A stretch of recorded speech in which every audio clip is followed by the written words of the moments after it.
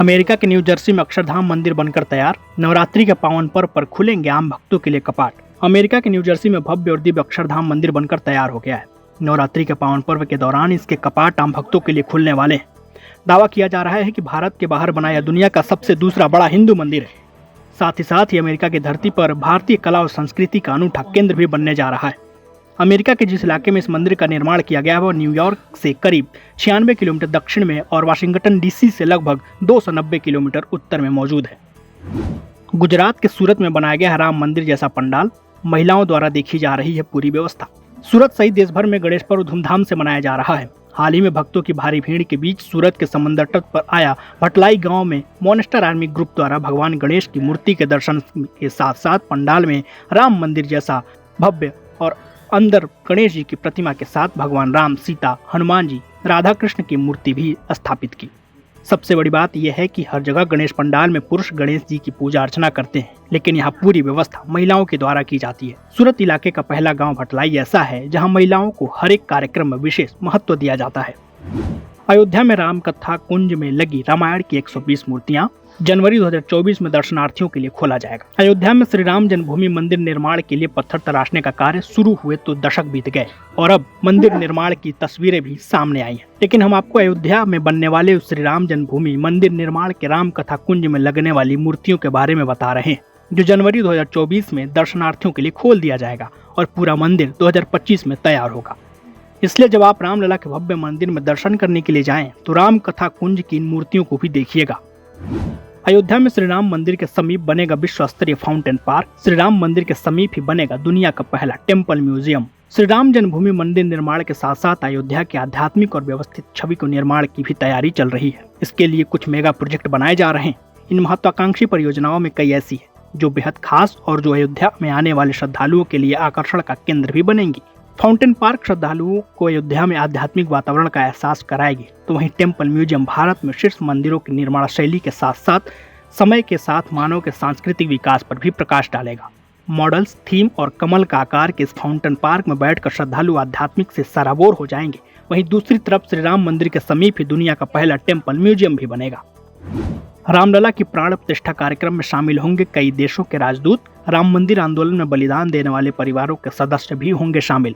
रामलला की प्राण प्रतिष्ठा कार्यक्रम में हिंदुस्तान के सभी राज्यों और सभी भाषाओं के साथ पूजा की विभिन्न पद्धतियों और परंपराओं से जुड़े 4000 विशिष्ट साधु संतों को आमंत्रित किया जाएगा। इसके अलावा खेल जगत, कला जगत, कवि, लेखक, साहित्यकार, अनुसूचित जाति, जनजाति, घुमंती जाति, सेवानिवृत्त प्रशासनिक, पुलिस और सेना के अधिकारियों के साथ कुछ देशों के राजदूतों को भी आमंत्रित किया जाएगा। इन आमंत्रित सदस्यों में वह लोग भी शामिल होंगे जिनके घर से किसी न किसी सदस्य ने राम मंदिर आंदोलन में अपने प्राणों की आहुति दी थी।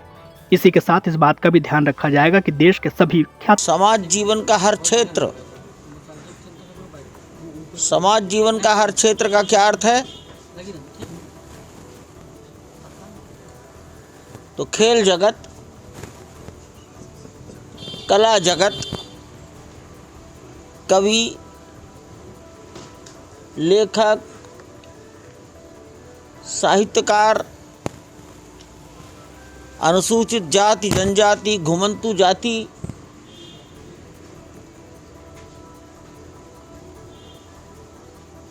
सेवानिवृत्त प्रशासनिक, पुलिस और सेना के अधिकारी, देश में कुछ राजदूत भी हो सकते हैं जो अच्छे, जो राम जन्मभूमि मंदिर में गौरव अनुभव करते होंगे।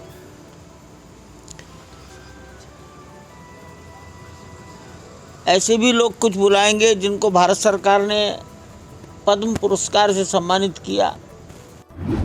दिल्ली में गणेश उत्सव के कार्यक्रम में शामिल हुए जनरल वीके सिंह। अंतर्राष्ट्रीय रामलीला महोत्सव समिति ने गदा देकर किया सम्मानित। दिल्ली के लालबाग के राजा गणेश उत्सव के भव्य कार्यक्रम में जनरल वीके सिंह शामिल हुए। यहाँ कार्यक्रम के दौरान अंतर्राष्ट्रीय रामलीला महोत्सव समिति ने जनरल वीके सिंह को गदा देकर सम्मानित किया। बीजेआई के सदस्यों ने आयरलैंड में मनाया गणेश उत्सव। 350 लोगों ने भगवान गणपति का लिया आशीर्वाद। आयरलैंड में भी भारतीय लोग गणपति उत्सव को बड़े धूमधाम से मना रहे हैं। Bihar Jharkhand association of Ireland के सदस्यों ने VHCCI मंदिर डबलिन आयरलैंड में गणेश उत्सव मनाया। इस उत्सव में भारतीय समुदाय के लगभग 350 लोगों ने भाग लिया और भगवान गणपति से आशीर्वाद प्राप्त किया। आइए ज्योतिर्विद शैलेंद्र पांडे जी से जानते हैं 27 सितंबर 2023 का क्या है पंचांग। दिनांक 27 सितंबर 2023 दिन बुधवार। तिथि है भाद्रपद शुक्ल पक्ष की त्रयोदशी तिथि, रात के 10:18 तक।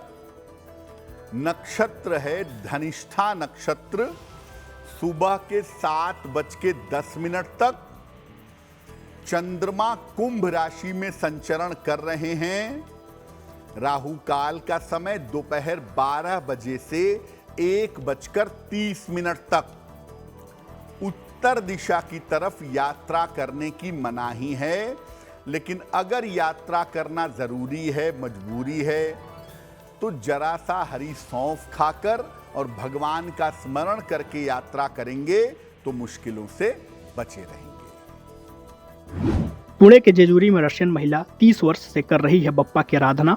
अपने हाथों से मिट्टी से गणपति की मूर्ति बनाकर करती है पूजा। गणपति बप्पा के भक्तगण केवल देश में नहीं बल्कि विदेशों में भी देखे जाते हैं। महाराष्ट्र के पुणे जिले के जेजूरी में एक रशियन महिला पिछले 30 साल से अपने घर में पर्यावरण पूरक गणेश मूर्ति स्थापित करके गणेशोत्सव मना रही है। रशियन होने के बावजूद महिला 30 साल से गणेश जी की आराधना कर रही है। इस महिला का नाम मारियाना है, जो 30 साल पहले जेजूरी के डॉक्टर विवेक अबनावे से शादी करके आई थी।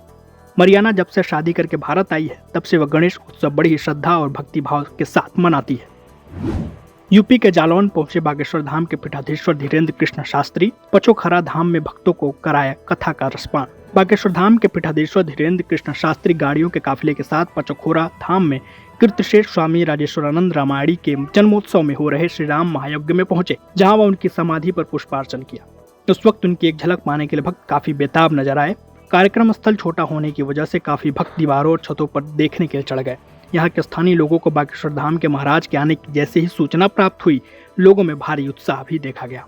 करीब 2 घंटे तक चले उनके कार्यक्रम में श्रद्धालुओं ने उनकी कथा का आनंद भी लिया।